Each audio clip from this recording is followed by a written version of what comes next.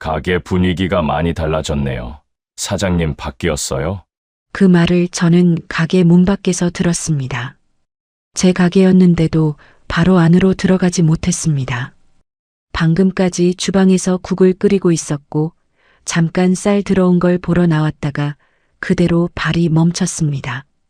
평생 제 이름으로 지켜온 국밥집이었는데 어느 순간부터 사람들은 저보다 계산대에 앉은 사람을 먼저 보기 시작했습니다. 처음엔 저도 좋았습니다. 혼자 고생하지 말라고, 가게를 더 키워보자고, 이제는 같이 살아도 되지 않겠느냐는 그 다정한 말들이요. 그런데 재혼하고 나서부터 이상한 일들이 하나둘 생기기 시작했습니다. 가게가 넓어질수록 제 자리가 좁아지고 있었는데 저는 왜 그게 이상하다는 생각을 그렇게 늦게 했을까요? 시작 전 구독과 좋아요로 함께 해주시고 어느 지역에서 듣고 계신지 댓글로 한 번씩만 남겨주세요. 그곳에 행복이 닿길 바라겠습니다. 새벽 4시 반이면 저는 이미 골목에 있었어요.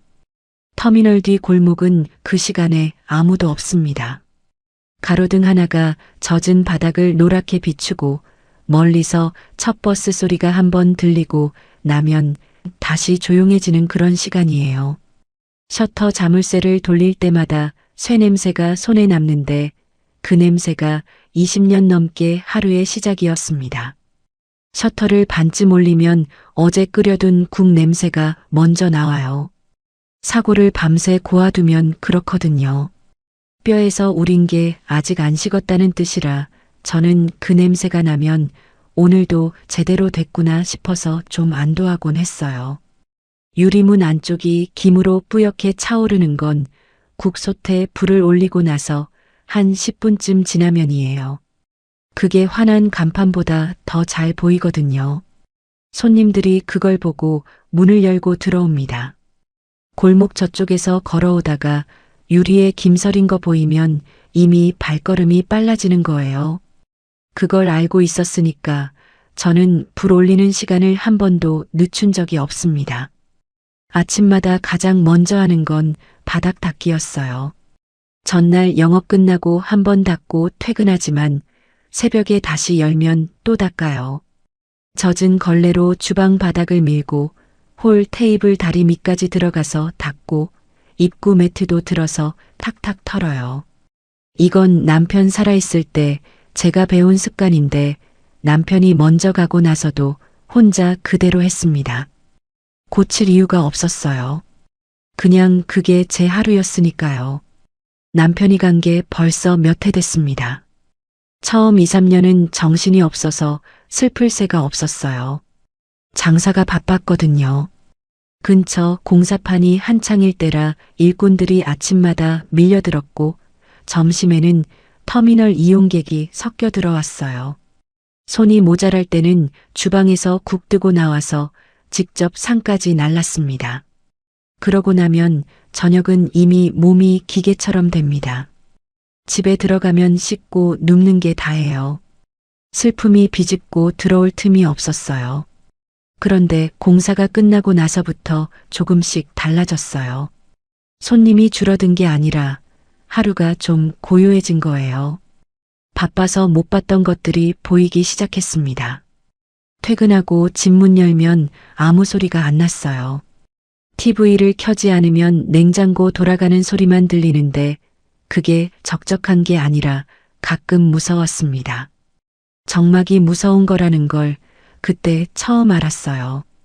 그 조용함이 공기처럼 공간을 꽉 채우고 있는 것 같은 느낌이요. 밥을 차려서 혼자 먹다 보면 젓가락질이 느려질 때가 있었어요. 맞은편 자리가 비어 있는 게 눈에 밟히는 겁니다. 남편 살아있을 때는 그 자리에서 꼭 뭔가를 말했는데 그게 별 내용이 아니거든요. 오늘 고기가 질겼다든지 상추가 빨리 시들었다든지 그냥 그런 말들이요.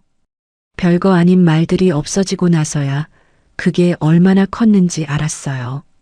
그래도 가게는 그대로였습니다. 가게만 그대로면 된다고 생각했어요. 상문 씨가 처음 들어온 건 비 오는 저녁이었어요. 비가 많이 왔던 날은 아니고요. 보슬보슬 내리는 저녁비였어요. 그런 비는 우산을 써도 이상하고 안 써도 이상한 비잖아요. 그 사람이 딱 그런 날 들어왔습니다. 문을 열고 들어오면서 우산을 접는데 물이 매트 위로 조금 떨어졌어요.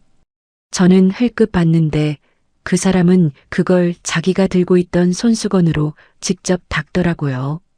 손님 중에 그런 사람은 거의 없어요. 보통은 그냥 지나치거나 저한테 미안하다고 한마디 하는데 그 사람은 아무 말 없이 그냥 했어요. 국밥 하나 시켜서 혼자 조용히 먹고 갔습니다. 특별한 게 없었어요. 그런데 다음 주에 또 왔어요. 역시 비 오는 날이었습니다. 그때는 제가 퇴근 준비를 하다가 입구 쪽 의자 2개가 밖에 나가 있는 걸 봤는데 그 사람이 먼저 들어오면서 그걸 안으로 들여놨어요. 제가 나가기 전에요. 말을 하거나 도움을 구한 것도 아니고 그냥 지나치다 들여놓고 들어온 거예요. 저는 그게 이상하게 마음에 걸렸어요. 의도가 있다기보다는 익숙하게 몸이 그런 사람이라는 느낌이요. 그렇게 몇 번이 됐을까요? 어느 날 보니까 그 사람이 제 가게를 꽤 자주 오고 있었습니다. 한 주에 2번, 많을 때는 3번. 늘 혼자 왔고, 늘 오래 앉아있지 않았고, 늘 뭔가 하나씩 해주고 갔어요. 빈통이 쓰러져 있으면 세워두고, 출입구 쪽 광고 종이가 날리면 밟아서 잡아주고 그런 것들이요. 저는 처음에는 워낙 바빠서 신경 못 썼는데 한 번은 제가 그 사람 눈이 마주쳤을 때 뭔가 말을 하려다 그냥 웃고 지나쳤어요. 그 사람도 그냥 웃었습니다. 그게 전부였는데 이상하게 기억에 남더라고요. 그러다 쌀 납품 들어오는 날이 됐어요. 저는 그날 주방 일 때문에 손이 많이 묶여 있었는데 배달 기사가 포대를 그냥 입구에 내려두고 간 거예요. 원래는 창고 쪽까지 들여주는데 그날따라 빨리 나가야 한다면서요. 저는 어쩔 수 없이 혼자 끌어야 했어요.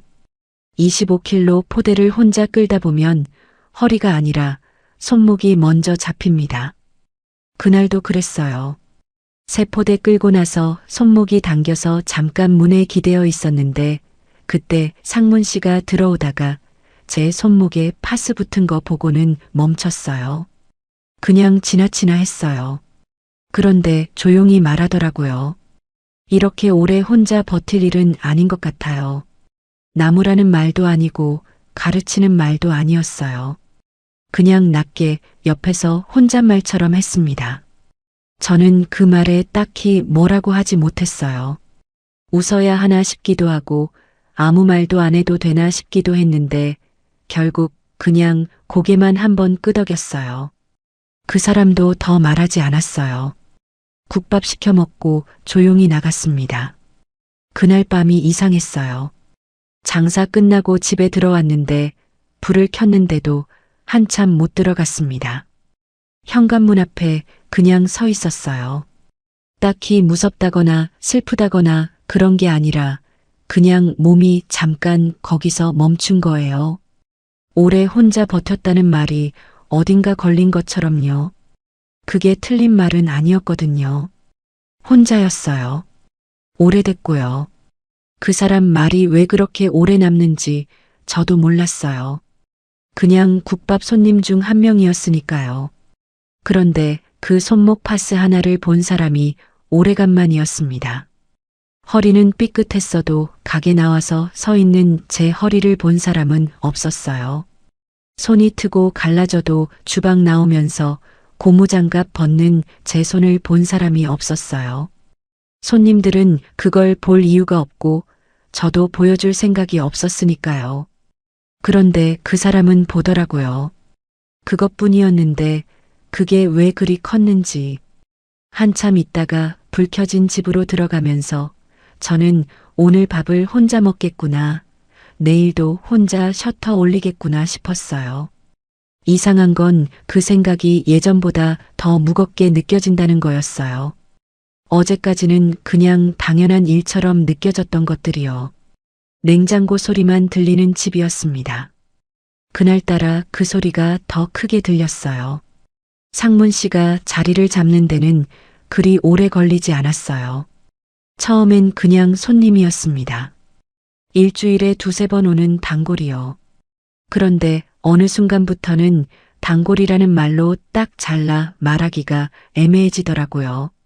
단골은 밥 먹고 가는 사람인데 그 사람은 밥 먹고 나서도 뭔가 하나씩 하고 나갔으니까요.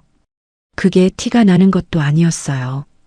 크게 도와주는 게 아니라 그냥 지나치면서 보이는 것들을 손대는 거예요. 문 닫을 때쯤 음식물 분리통이 넘쳐 있으면 조용히 들고 나가서 버려주고, 점심시간에 손님이 줄 서다 엉키면 입구 쪽에서 자연스럽게 순서를 잡아줬어요. 누가 시킨 것도 아니고 저한테 말하고 하는 것도 아니었습니다. 그냥 했어요. 저는 처음에 그게 좀 어색했어요. 손님이 그러면 어떻게 대해야 할지 모르겠더라고요. 고맙다고 해야 하나, 괜찮다고 해야 하나. 그런데 그 사람이 워낙 자연스럽게 하니까 저도 어느 순간부터 그냥 받아들이게 됐습니다. 아, 저 사람은 저런 사람이구나 하고요. 점심이 끝나고 손님이 빠지면 가게가 잠깐 조용해지는 시간이 있어요. 저는 그 틈에 주방 정리를 하고 내일 쓸 재료 상태를 확인하고 잠깐 의자에 앉아 물 한 잔 마십니다. 그날도 그러고 있었는데 상문 씨가 커피 2잔을 들고 들어왔어요. 편의점 종이컵 커피였어요. 하나를 테이블에 내려놓으면서 드세요 했는데 그 말이 짧아서 오히려 거절하기가 어려웠습니다. 그냥 마셨어요. 그게 처음이었어요. 같이 앉아서 뭔가를 나눈 게요. 그날 많은 말을 한 건 아닙니다. 날씨 얘기하고 터미널 쪽 공사가 또 시작됐다는 얘기하고 그 정도였어요. 그런데 이상하게 그 짧은 시간이 길게 느껴졌습니다. 아마 오래간만이었던 거겠죠. 아무것도 아닌 얘기를 맞은편 사람이랑 나눠본 게요. 커피가 다 식도록 앉아 있었는데 일어서야겠다는 생각이 잘 안 나더라고요. 그것도 오래간만이었어요. 그 뒤로 그 사람이 오는 날이 좀 더 기다려졌습니다. 그렇다는 게 부끄럽기도 했어요. 64세 누가 오나 기다려진다는 게요. 그런데 막을 수가 없었습니다. 아무도 없이 하루를 끝내는 날이 쌓이다 보면 그냥 말 한마디 나눌 사람이 생긴 것만으로도 하루가 좀 달라지거든요. 허리를 삐끗한 건 그 무렵이었어요. 반찬통을 높은 선반에서 내리다가 그게 됐어요. 확 당기는 느낌이 오면 이미 늦은 거예요. 그날 오후 내내 허리에 손 얹고 서서 장사했는데 손님들은 모르죠. 저도 내색을 안 했으니까요. 저녁 장사 끝나고 나서야 병원에 가야겠다 싶었는데 막상 가려니까 혼자 가는 게 좀 꺼려졌어요. 아프다고 같이 가줄 사람 없다는 게 이상하게 그날따라 더 크게 다가왔습니다. 다음 날 낮에 가까운 정형외과를 갔어요. 접수하고 대기 의자에 앉아 있는데 상문 씨가 들어왔어요. 제가 가게 문에 잠깐 나간다고 써붙이고 나온 걸 봤다고 했습니다. 오다가 병원 쪽으로 들어가는 걸 봤다고요. 보호자 자리에 앉거나 그런 건 아니었어요. 접수대 앞에 그냥 같이 서 있었어요. 뭔가를 해주겠다거나 도와주겠다거나 그런 말도 없었습니다. 그냥 거기 있었어요. 그게 이상하게 위로가 됐어요. 거창한 게 아니었거든요. 아무 말도 안 해도 옆에 있어주는 사람이 오래간만이라는 것, 그게 그날 병원에서 제가 느낀 거였습니다. 진료 끝나고 나오는데 그 사람이 많이 다치셨어요? 하고 짧게 물었고 저는 괜찮아요. 파스 처방 받았어요. 했어요. 그게 다였는데 집에 돌아오는 길이 이상하게 가볍더라고요. 상문 씨는 조급한 사람이 아니었습니다. 어떤 남자들은 마음이 있으면 티를 금방 내거든요. 연락을 자주 한다든지 자기 얘기를 많이 한다든지 뭔가 특별한 걸 해주려고 한다든지요. 그런데 그 사람은 그런 게 없었어요. 오히려 더 조심스러웠어요. 제가 바쁜 날에는 국밥 먹고 빨리 나가고 말 붙일 수 있는 날에만 잠깐 앉아 있었어요. 한 번은 제가 괜히 말을 꺼냈어요. 장사하면서 힘든 게 요즘 뭐냐고요. 그랬더니 그 사람이 잠깐 생각하다가 이렇게 말했어요. 힘든 건 있어요. 근데 부담 드리기 싫어서요. 그 말이 왜 그렇게 걸렸는지 몰라요. 부담 드리기 싫다는 말이 이상하게 배려처럼 들렸어요. 자기 얘기를 많이 하지 않는 사람이라는 게 오히려 더 조용히 믿음이 갔습니다. 그렇게 하면 안 된다는 걸 지금은 알지만 그때는 그게 그 사람의 방식이라고 생각했어요. 마음 정해질 때까지 기다리겠다는 말도 그 무렵에 했어요. 저한테 직접 한 말은 아니고 우리 가게 앞에서 같이 걷다가 나온 말이었습니다. 억지로 될 일은 없잖아요. 복자 씨 마음이 정해질 때까지 기다리겠습니다. 그 말이 오히려 마음을 더 흔들었어요.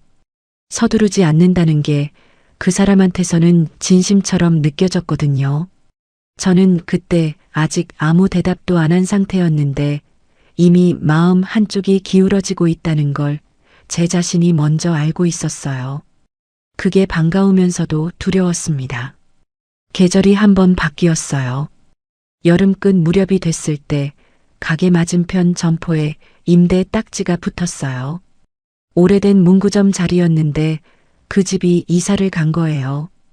저는 그냥 지나쳤는데 어느 날 상문 씨가 그 앞에 서서 힐끗 보더니 말했어요. 저기까지 쓰면 손님 그냥 돌려보낼 일은 없겠네요. 저는 그 순간 웃고 넘겼어요. 농담처럼 들었거든요. 그런데 그날 이후로 손님이 줄 서다 돌아가는 날마다 그 말이 떠올랐어요. 점심시간 피크 때 테이블이 꽉 차서 돌려보내는 손님이 한 달에 몇 번씩 있거든요. 그때마다 그 공간이 눈에 밟혔습니다. 저기까지 쓰면 된다는 말이요.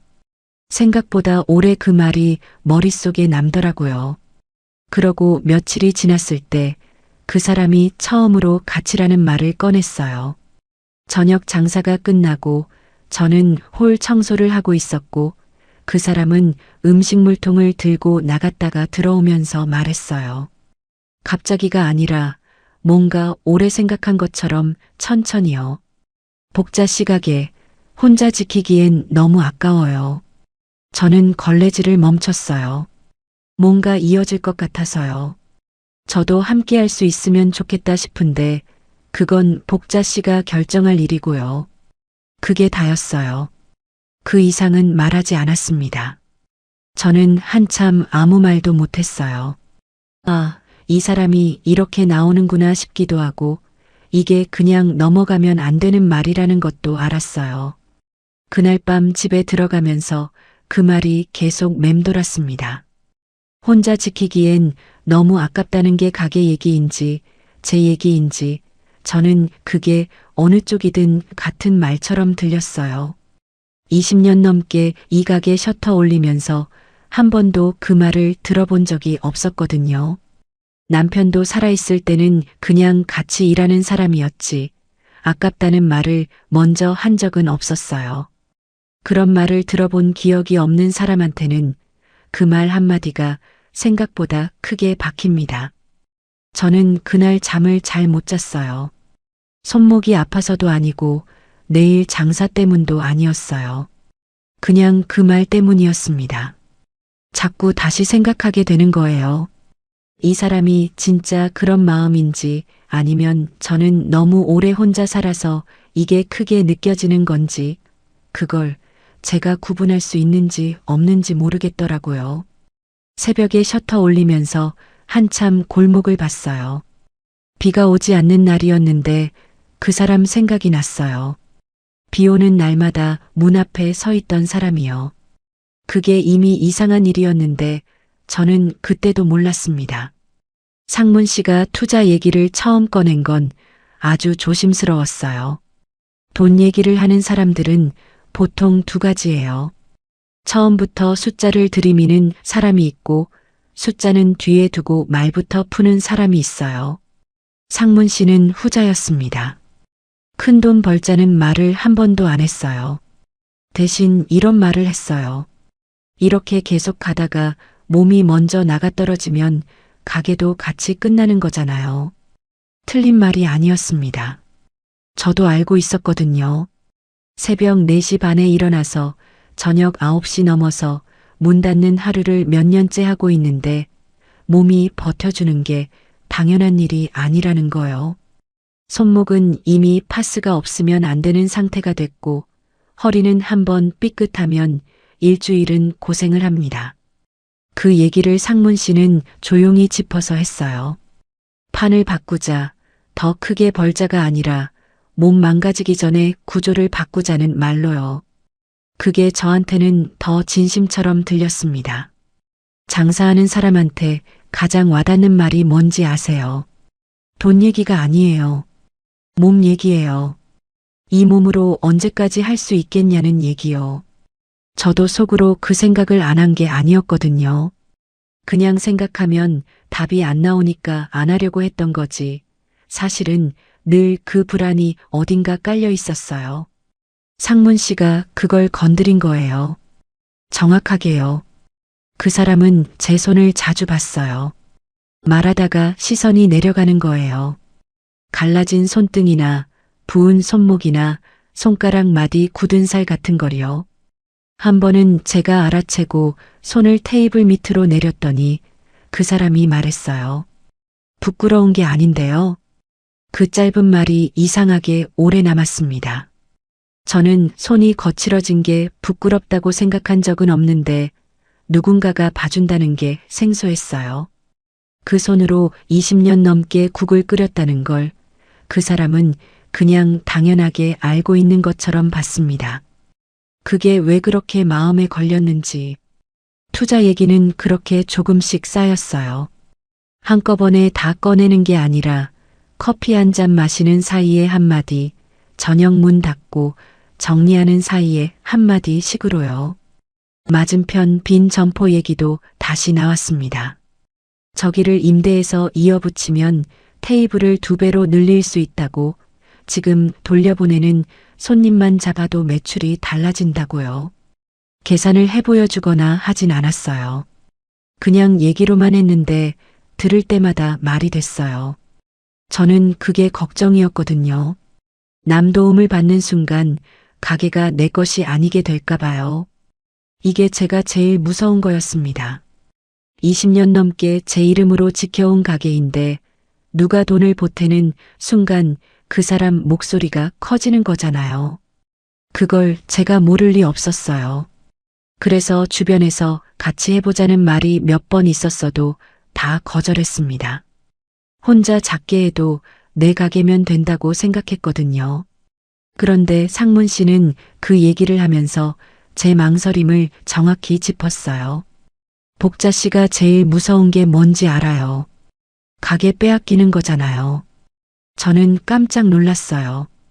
그 말을 직접 하는 사람이 없었거든요. 다들 좋은 것만 얘기하지 무서운 걸 먼저 꺼내는 사람은 없었는데 그 사람이 먼저 꺼내니까 오히려 이상하게 안심이 됐어요. 이 사람은 제가 뭘 걱정하는지 알고 있구나 싶어서요. 그러니까 확실하게 해놓고 하자는 거예요. 투자는 투자고 명의는 복자 씨 이름 그대로 가는 거고요. 그 말이 그때는 완전히 믿겼습니다. 아들 도윤 얘기가 처음 나온 것도 그 무렵이에요. 슬쩍이었어요. 뭔가를 부탁하는 것처럼 꺼내지 않았습니다. 그냥 얘기하다가 자연스럽게 섞이듯 나왔어요. 제 아들이 장사는 영 몰라요. 그런데 배달앱이나 계산 쪽은 좀 안다고 나중에 잠깐 도와주면 훨씬 편해질 거예요. 저는 그때 그 말이 별말로 들리지 않았어요.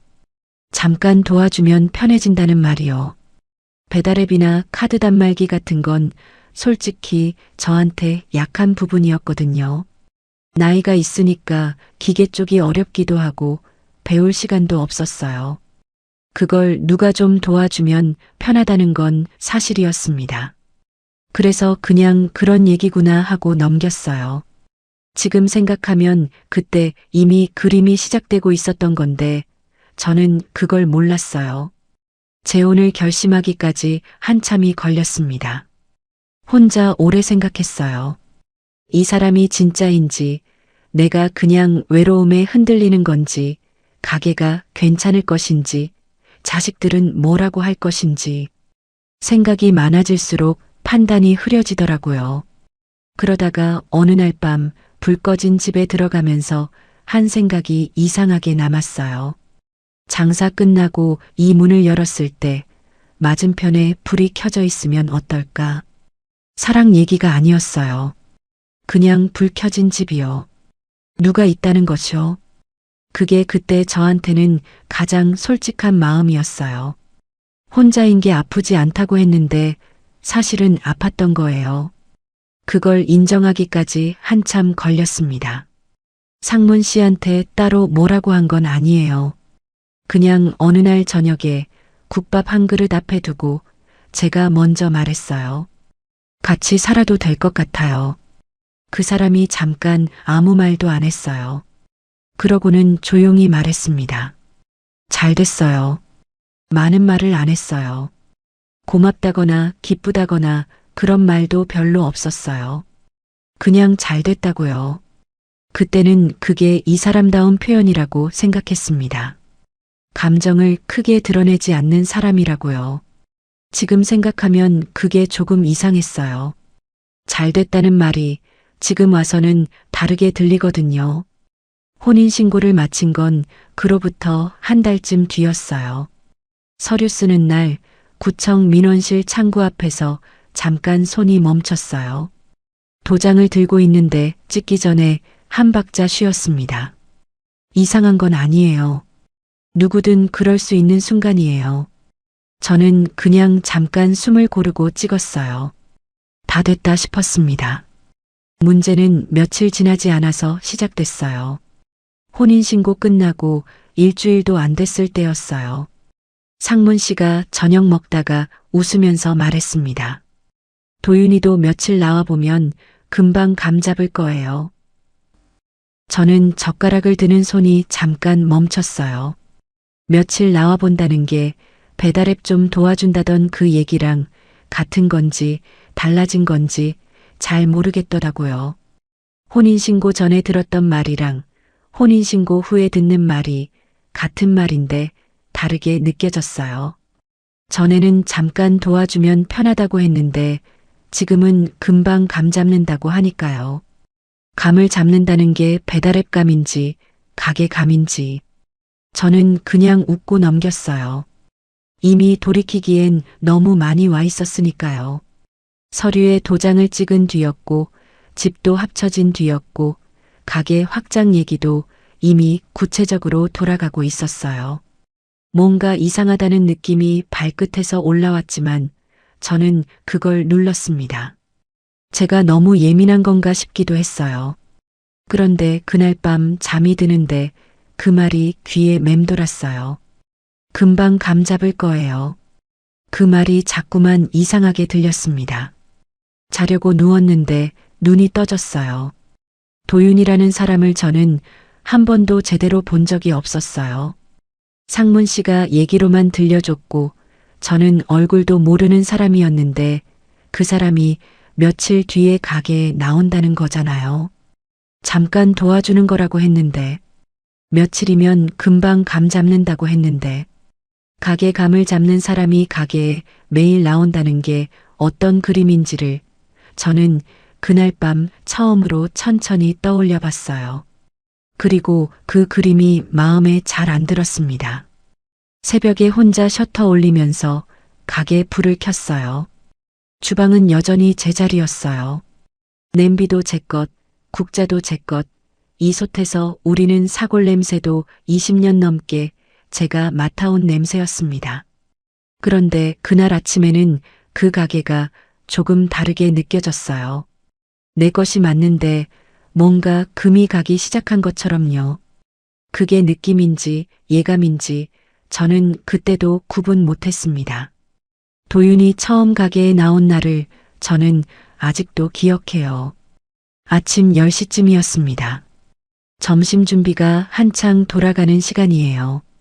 저는 주방에서 사골 국물간을 보고 있었고 홀에는 아직 손님이 없었어요.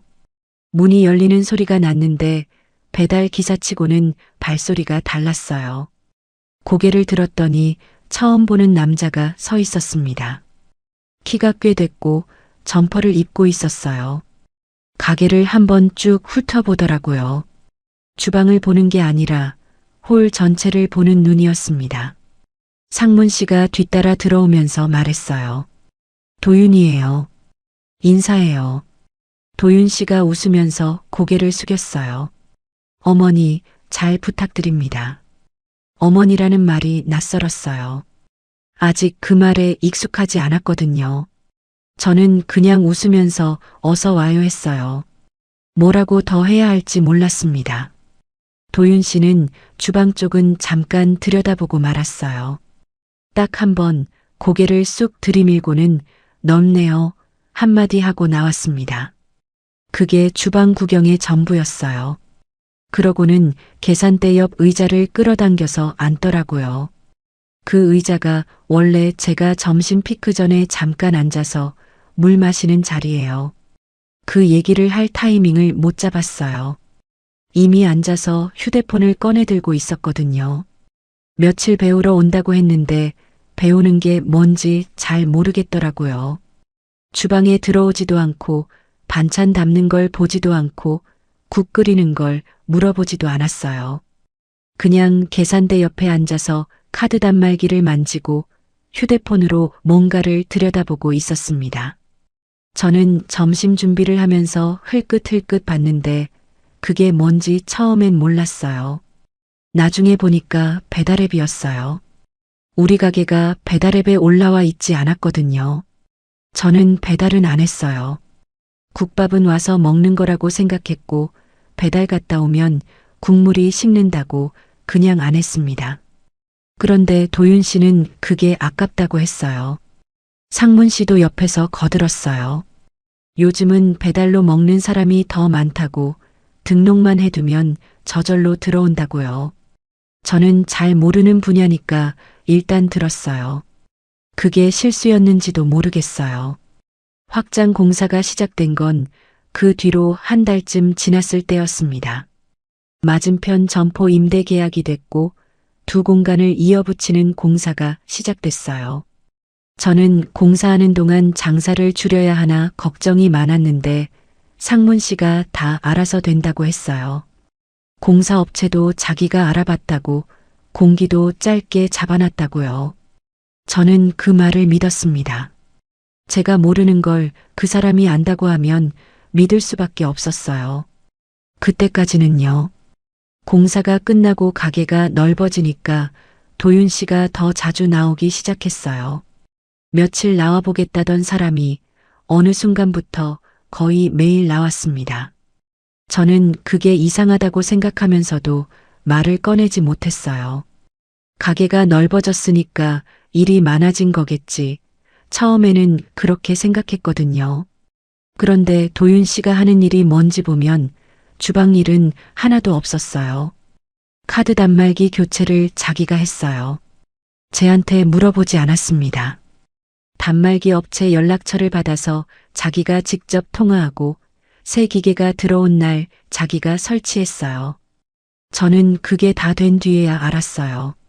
어머니, 이제 이걸로 쓰시면 돼요 하면서 새 기계를 보여줬는데 저는 그 자리에서 아무 말도 못했어요.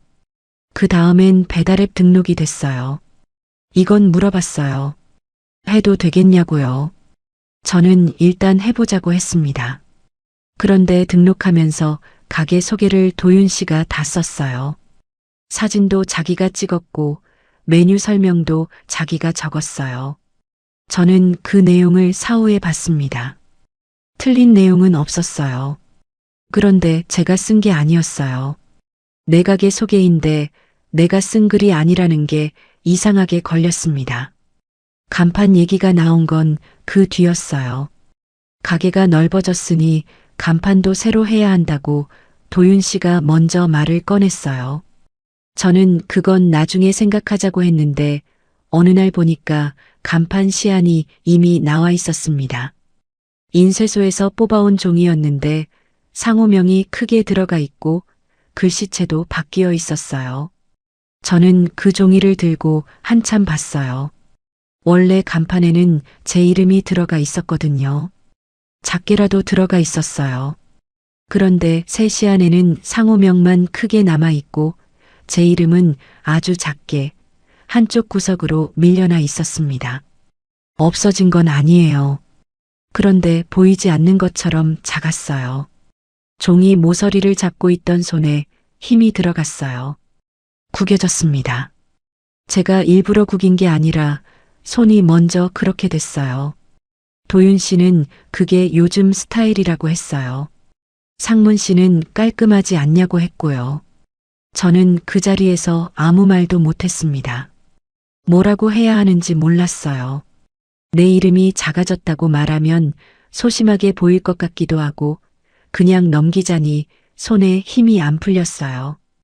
결국 그 시한대로 간판이 바뀌었습니다. 손님들 반응이 달라진 건 그 무렵부터였어요. 새 간판 달리고 나서 배달앱 등록되고 나서 가게가 넓어지고 나서부터 손님들이 뭔가 달라졌다는 걸 느꼈어요. 낯선 손님이 더 많아졌고 단골들은 달라졌네요 하고 한마디씩 했어요. 달라진 거니까 그게 틀린 말은 아닌데 그 말이 왜 이렇게 기분이 이상한지 몰랐습니다. 그리고 그날이 왔어요. 쌀 들어온다는 연락을 받고 제가 잠깐 바깥에 나갔어요. 배달차가 골목으로 들어오는지 확인하려고요. 잠깐이었습니다. 5분도 안 됐어요. 그런데 유리문 앞에 서 있는데 안에서 손님 목소리가 들렸어요. 가게 분위기가 많이 달라졌네요. 사장님 바뀌었어요? 발이 멈췄습니다. 그 말이 귓속으로 들어오는데 심장이 한 박자 늦게 뛰었어요. 가게 안을 유리 너머로 봤어요. 계산대 옆에 도윤 씨가 앉아 있었어요. 손님이 도윤 씨를 보면서 한 말이었습니다. 도윤 씨는 뭐라고 하던가요? 아니라는 말을 안 했어요. 그냥 웃었습니다. 뭔가 애매하게 웃고 넘겼어요. 저는 그 자리에서 바로 들어가지 못했어요. 주방에 국이 끓고 있었는데도요. 발이 안 움직였습니다. 유리문 손잡이를 잡고 한참 서 있었어요. 그게 얼마나 됐는지 모르겠어요. 쌀 배달차가 골목에 들어오는 소리에 정신이 들었습니다. 집에서는 더 노골적이었어요. 상문 씨가 밥 먹다가 아무렇지 않은 투로 말했어요. 당신은 손맛은 좋은데 운영이 좀 느려. 처음 그 말을 들었을 때 저는 밥숟가락을 들고 있었습니다. 내려놓지도 못하고 뭐라고 대꾸하지도 못하고 그냥 그 말을 들었어요. 운영이 느리다는 게 무슨 말인지 알겠는데 그게 왜 이렇게 기분이 이상한지도 알겠는데 그 자리에서 말이 안 나왔어요. 도윤 씨는 며칠 뒤에 웃으면서 말했습니다. 어머니는 그냥 주방만 맡으시면 돼요. 나머지는 제가 할게요. 나머지는 제가 할게요. 그 말이 머릿속에서 한번 울렸어요. 나머지가 뭔지를 생각해 봤습니다. 카드 단말기, 배달앱, 간판, 거래처 연락, 정산, 손님 응대. 그게 다 나머지라면 제가 맡는 주방은 뭐가 되는 건가요? 아침 4시 반부터 사골 끓이고 반찬 담고 국 뜨고 그릇 닦는 그 자리요. 그게 제 가게인데 정육점 사장한테서 전화가 온 건 그로부터 며칠 뒤였습니다. 사장님, 다음 달부터는 도윤 씨랑 단가 맞추면 되는 겁니까? 저는 그 말을 듣고 잠깐 말이 막혔어요. 도윤 씨랑 단가를 맞춘다는 게 거래처 연락을 도윤 씨가 받는다는 건데 그 얘기를 저는 들은 적이 없었어요. 누가 저한테 그렇게 하겠다고 말한 적이 없었습니다. 그냥 되어 있었어요. 정육점 사장이 저한테 확인하러 전화한 거 보면 도윤 씨 쪽에서 먼저 뭔가 얘기가 된 거였어요. 저는 아직 정해진 거 없어요 하고 끊었어요. 끊고 나서 손이 조금 떨렸어요. 화가 난 건지 무서운 건지 제 자신도 잘 몰랐습니다. 그냥 뭔가가 제 모르게 움직이고 있다는 게 그게 선명하게 느껴졌어요. 그날 저녁 장사가 끝나고 저는 계산대 서랍을 열었어요. 영수증 묶음이 있거든요. 저는 오래된 방식으로 영수증을 날짜별로 묶어두는데 그게 한 달치가 거기 있어요. 그걸 꺼내서 하나씩 봤습니다. 숫자를 보는 게 아니라 날짜랑 금액 흐름을 봤어요. 뭔가 맞지 않는 날이 있었어요.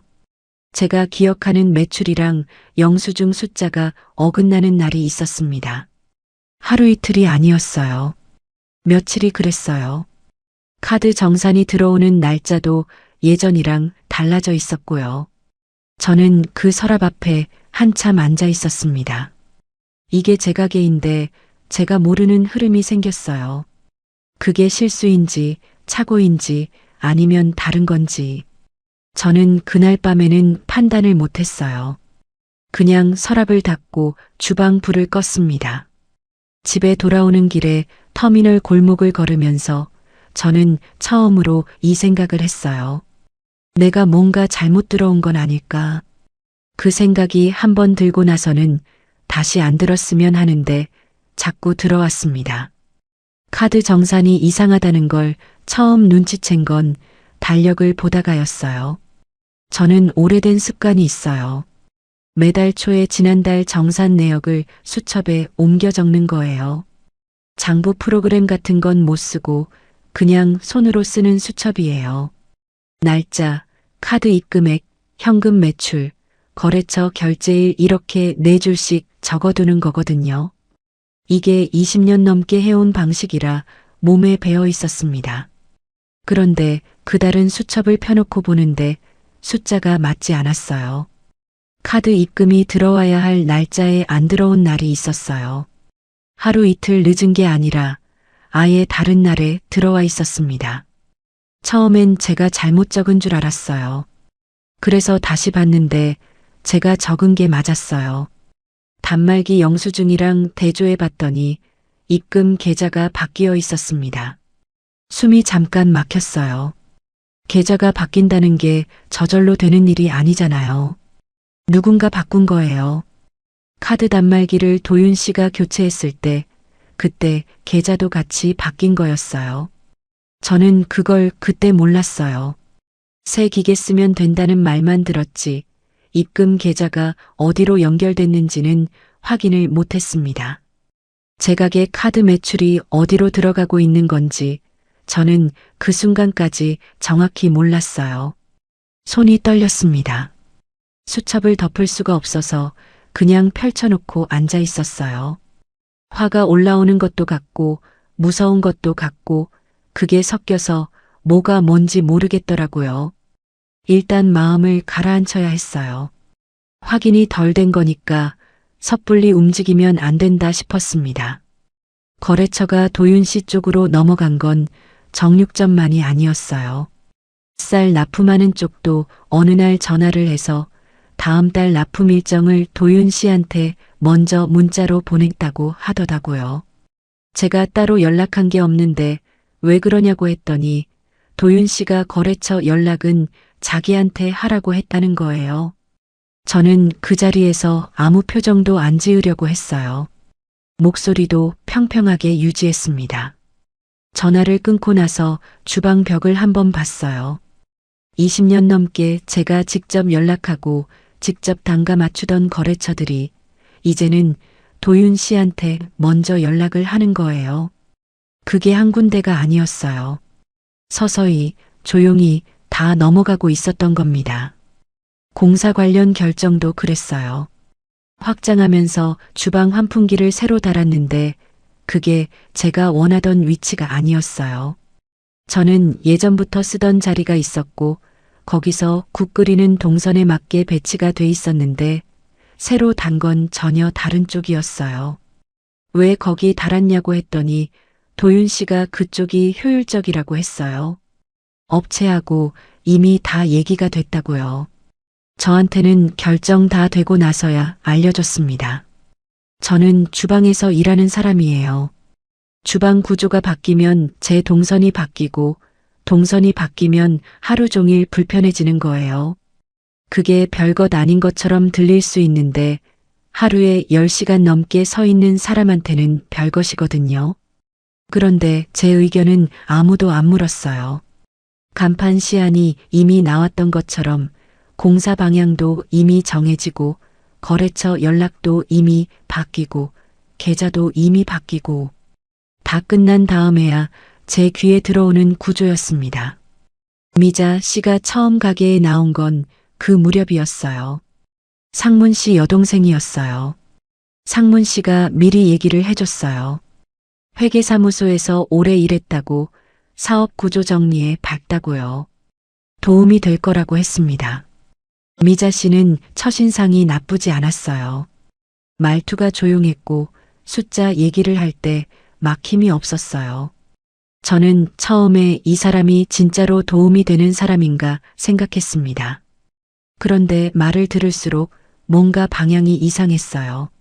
언니 개인 장사로는 이 규모에서 더 못 가요.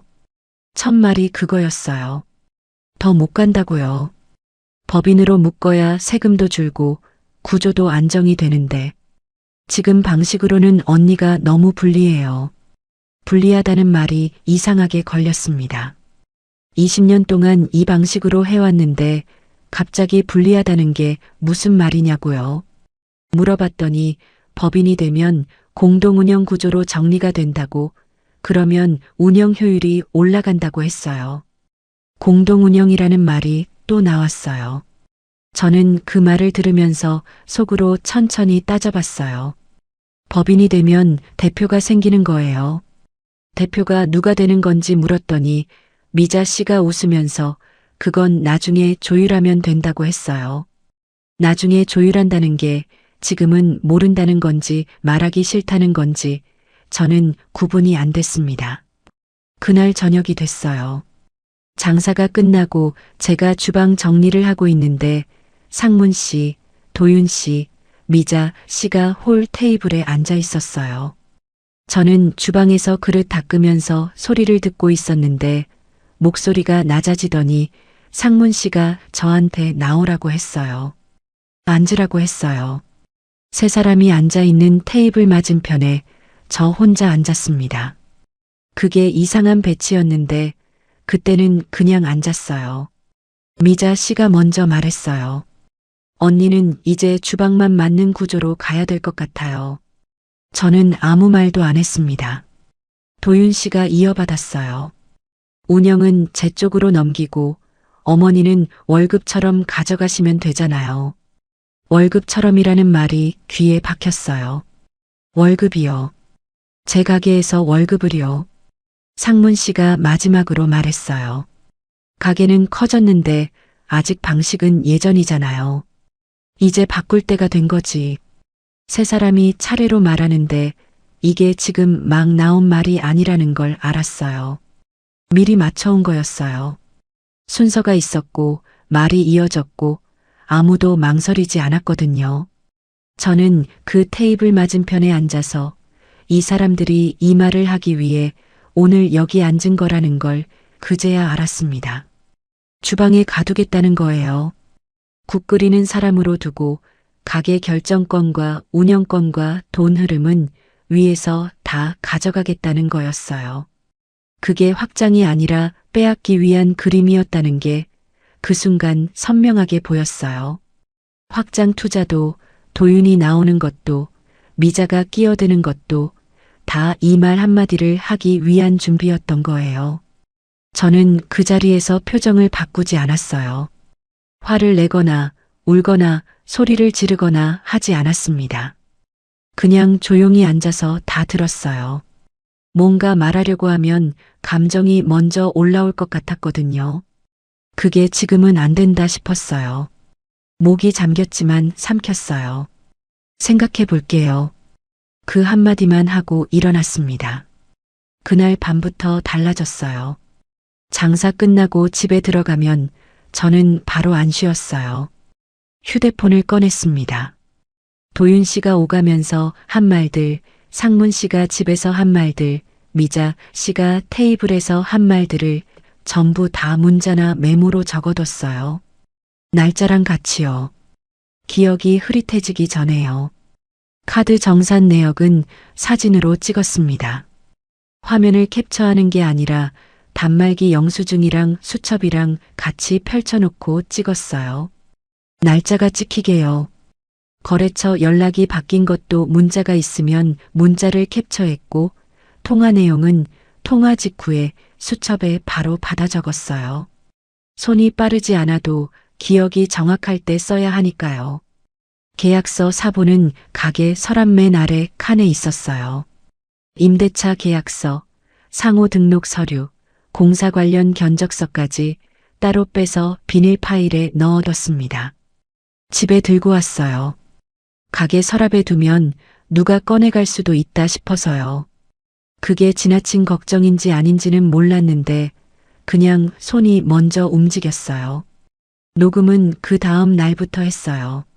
세 사람이 말을 할 것 같은 분위기가 되면 저는 주방에서 나오기 전에 앞치마 주머니에 휴대폰을 넣었습니다. 녹음 버튼을 미리 눌러두고요. 대놓고 하는 게 아니라 그냥 있는 척하고 켜두는 거예요. 말이 오가면 그게 다 들어갔어요. 죄스러운 마음이 없었다고 하면 거짓말이에요. 같이 사는 사람한테 그러는 게 맞나 싶기도 했어요. 그런데 계산대 서랍에서 숫자가 어긋나던 날 밤을 생각하면 제가 먼저 믿어준 사람이 누구였는지도 생각나더라고요. 그리고 그날이 왔습니다. 상문 씨 휴대폰 알림이 울린 건 저녁 장사 끝나고였어요. 상문 씨가 자리를 비운 사이에 테이블 위에 휴대폰을 두고 나간 거예요. 알림이 뜨는데 화면이 잠깐 켜졌어요. 저는 보려고 한 게 아니에요. 지나치다가 눈에 들어온 거예요. 여자 이름이었습니다. 처음 보는 이름이었어요. 저는 그 자리에서 더 보지 않았어요. 볼 수도 없었고 보고 싶지도 않았어요. 그런데 그 이름이 머릿속에 남았습니다. 확장 미팅 핑계로 며칠에 한 번씩 나갔던 날들이 생각났어요. 부동산 쪽 미팅이라고 했던 날들이요. 다음 날 아침에 그 사람이 또 알림이 울렸어요. 이번엔 저도 봤습니다. 짧은 문장이었어요. 가게 정리되면 그땐 편해지겠네요. 딱 그 한 줄이었어요. 저는 그 문장을 3번 읽었어요. 가게 정리되면 그땐 편해진다고요. 가게를 정리한다는 게 무슨 뜻인지 그 사람은 그걸 알고 있는 거예요. 확장해서 키우는 게 목표가 아니라 어느 시점에 정리하는 게 목표라는 거예요. 저를 주방에 가두고 운영권을 빼앗고 그 다음엔 가게까지 정리하면 그땐 편해진다는 거예요. 사람도요. 가게도요. 저도요. 한꺼번에요. 손이 차가워졌습니다. 화가 뜨겁게 올라오는 게 아니라 오히려 식는 느낌이었어요. 이게 처음부터 설계된 거였구나 싶으니까 감정이 끓어오르기 전에 먼저 딱딱하게 굳어지는 것 같았어요. 그날 밤 저는 오래 앉아 있었어요. 모아둔 것들을 다 꺼내봤습니다. 문자 캡처, 수첩에 적어둔 통화 내용, 카드 정산 사진, 계약서 사본, 녹음 파일. 그게 한 달 남짓 모은 거였어요. 많지 않았지만 없지도 않았습니다. 이걸로 뭘 할 수 있는지 저는 몰랐어요. 법을 아는 사람이 아니었으니까요. 그냥 모아야 한다는 생각으로 모은 거였어요. 손이 움직이는 대로요. 다음 날 아침 장사 시작 전이었어요. 저는 셔터를 올리지 않았습니다. 셔터 앞에서 방향을 돌렸어요. 터미널 방향으로 걸어가다가 골목 하나를 지나쳤어요. 법률상담소 간판이 보였습니다. 이전부터 알고 있던 곳이었어요. 지나칠 때마다 눈에 들어왔는데 한 번도 들어간 적은 없었어요. 그날은 들어갔습니다. 문을 열기 전에 한 번 숨을 골랐어요. 두렵지 않았어요. 이상하게 떨리지 않았습니다. 오히려 발이 가벼웠어요. 이미 결정이 된 사람의 발걸음이라는 게 이런 건가 싶었어요. 저는 들어가면서 생각했어요. 이 가게는 내가 지킬 거라고요. 법률 상담소와는 생각보다 조용했어요. 작은 사무실이었습니다. 책상 하나, 의자 2개, 벽에 서류 파일이 빼곡히 꽂힌 책장. 그게 다였어요. 저는 맞은편 의자에 앉으면서 가방을 무릎 위에 올렸어요. 안에 비닐 파일이 있었거든요. 계약서 사본, 카드 정산 사진, 수첩, 캡처 모아둔 것들이요. 상담사 선생님이 먼저 말했어요. 어떻게 오셨어요? 저는 감정부터 꺼내지 않았습니다. 억울하다거나 배신당했다거나 그런 말을 먼저 하지 않았어요. 날짜부터 말했어요. 가게를 언제부터 했는지, 재혼은 언제 했는지, 공사는 언제 시작됐는지, 카드 정산 계좌가 언제부터 달라졌는지 순서대로 말했습니다. 수첩을 꺼내서 적어둔 걸 보면서요. 말하는 동안 손이 떨리지 않았어요. 그게 스스로도 신기했어요. 집에서 혼자 이걸 들여다볼 때는 가슴이 답답했는데 이 자리에서는 이상하게 차분했습니다. 말해야 할 것들이 많을 때는 감정이 먼저 나오면 안 된다는 걸 몸이 먼저 알고 있었던 것 같아요. 상담사 선생님이 서류를 하나씩 봤어요. 임대차 계약서를 오래 들여다봤습니다. 명의가 누구냐고 물었어요. 제 이름이라고 했어요. 처음 가게 낼 때부터 제 이름이었고 재혼 이후에도 바뀐 적이 없다고요. 선생님이 고개를 끄덕였어요. 초기 자금이 누구 돈이었냐고도 물었어요. 확장 공사 비용이요. 저는 상문 씨가 냈다고 했어요. 그런데 그게 투자인지 증여인지 대여인지 서면으로 된 게 없다고 했습니다. 말로만 했다고요. 선생님이 잠깐 멈추더니 말했어요. 그게 제일 중요한 부분이에요. 서면이 없는 투자는 법적으로 다툼의 여지가 생긴다고 했어요. 상문 씨 쪽에서 나중에 그 돈을 지분으로 주장할 수도 있다고요. 저는 그 말을 들으면서 속이 내려앉는 것 같았습니다. 그래도 표정은 그대로 유지했어요. 지금 무너질 자리가 아니라는 걸 알았거든요. 카드 정산 계좌 건은 선생님도 눈살을 찌푸렸어요. 명의자 동의 없이 정산 계좌가 바뀐 거면 문제가 된다고 했습니다. 카드 단말기 계약이 누구 이름으로 됐는지 확인해야 한다고요. 저는 그 자리에서 단말기 업체에 전화를 했어요. 확인해 달라고요. 잠깐 기다리니까 계약자 이름이 도윤 씨로 돼 있다고 했어요. 전화를 끊고 잠깐 눈을 감았어요. 딱 한 번만요. 그러고는 다시 선생님을 봤습니다. 해야 할 일들이 생겼어요. 선생님이 순서대로 짚어줬어요. 임대인한테 직접 연락해서 계약 관계를 확인하고 카드 단말기 계약을 제 이름으로 다시 바꾸고 거래처들한테 연락 창구를 제 번호로 다시 안내하고 정산 계좌를 원래대로 돌려놓는 것. 그리고 녹음 파일이랑 문자 캡처는 잘 보관해 두라고 했어요. 이혼 절차에 대해서도 짧게 물었어요. 선생님이 지금 당장 결정할 필요는 없다고 했어요. 가게 문제를 먼저 정리하면서 생각해도 된다고요. 저는 그 말에 고개를 끄덕였습니다. 결정은 이미 마음속에서 됐었어요. 다만 순서가 있다는 걸 알았어요. 상담을 마치고 나오니까 골목이 환했어요. 아침 햇빛이 터미널 방향에서 비스듬히 들어오는 시간이었습니다. 저는 잠깐 그 자리에 서 있었어요. 가방 끈을 고쳐 잡고 숨을 한 번 크게 들이쉬었어요. 무거운 게 빠진 것도 아니고 다 해결된 것도 아니었어요.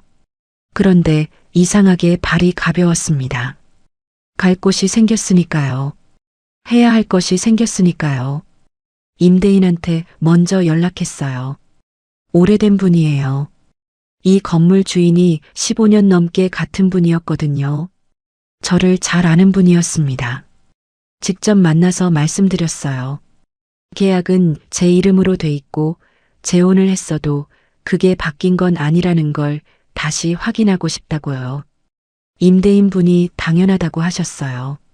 계약서에 이름이 복자씨로 돼 있는데 달라질 게 없다고 뭔가 이상한 일이 있냐고 물으셨어요. 저는 정리 중이라고만 했습니다. 카드 단말기 계약은 이틀이 걸렸어요. 도윤 씨 이름으로 된 걸 다시 제 이름으로 돌려놓는 거였는데 서류가 필요했어요. 신분증이랑 사업자 등록증을 챙겨서 업체에 직접 갔습니다. 설명이 조금 복잡했지만 결국 됐어요. 정산 계좌도 제 통장으로 다시 연결했어요. 그게 되고 나서야 숨이 좀 내려갔습니다. 거래처들한테는 문자를 돌렸어요. 앞으로 연락은 제 번호로만 해달라고, 다른 번호로 연락이 오더라도 저한테 먼저 확인해 달라고요. 짧게 썼어요. 길게 설명하지 않았습니다. 정육점 사장님이 제일 먼저 답장을 줬어요. 알겠다고, 원래 사장님 번호로만 할게요 하고요. 그 짧은 문자가 이상하게 눈물이 날 것 같았어요. 참았어요. 아직 아니었거든요. 집으로 돌아온 건 저녁이었습니다. 상문 씨, 도윤 씨, 미자 씨가 다 있었어요. 저는 가방을 내려놓고 주방에 가서 물 한 잔 마셨어요.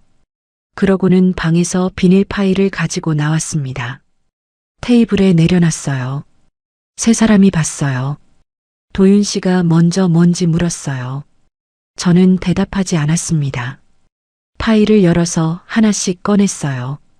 카드 정산 내역 사진, 날짜별로 정리한 수처, 거래처 연락이 바뀐 문자 캡처, 공사 관련 결정이 저 모르게 된 것들 메모, 그리고 마지막에 휴대폰을 꺼냈어요. 상문 씨가 봤어요. 화면에 뭐가 보이는지 알아챘어요. 부동산 여자와 주고받은 메시지 캡처였습니다. 가게 정리되면 그땐 편해지겠다는 그 문장이요. 상문 씨 얼굴이 굳었어요. 이게 무슨 짓이야? 목소리가 올라왔어요. 저는 그 목소리를 들으면서도 흔들리지 않았습니다. 예전 같았으면 그 목소리에 움츠러들었을 거예요. 미안하다고 했을지도 몰라요. 그런데 이번엔 달랐어요. 제가 테이블에 펼쳐놓은 게 뭔지 저는 알고 있었거든요. 도윤 씨는 당황했어요. 말을 시작했다가 멈추고 또 시작했다가 멈추고요. 미자 씨는 말을 돌리려 했어요. 이건 오해라고, 법인 구조 얘기는 어머니한테도 이로운 거라고요. 저는 미자 씨 말이 끝날 때까지 기다렸어요. 끊지 않았습니다. 다 끝나고 나서 말했어요. 국은 내가 끓였고 가게는 내가 지켰어요. 목소리가 떨리지 않았어요.